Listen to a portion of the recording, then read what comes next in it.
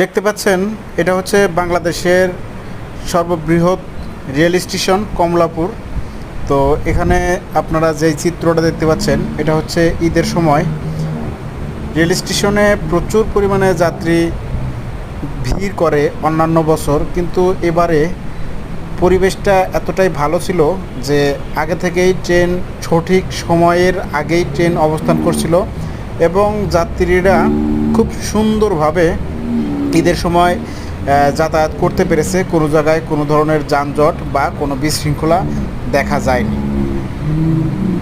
অনেক যাত্রীরা মন্তব্য করেছে যে বিগত 5 থেকে 7 বছরের আগে এরকম কোনো এত সুন্দর ভালো পরিবেশ তারা কখনো দেখেনি, কিন্তু এত নিরাপদে এবং সুন্দরভাবে তারা কখনো যাতায়াত করতে পারেনি।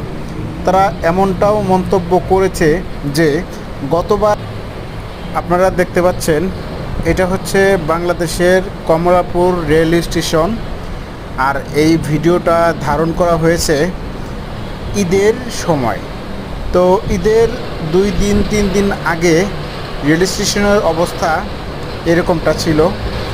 তেমন কোনো যানজট বা রেল স্টেশনে তেমন কোনো ভিড় দেখা যায়নি।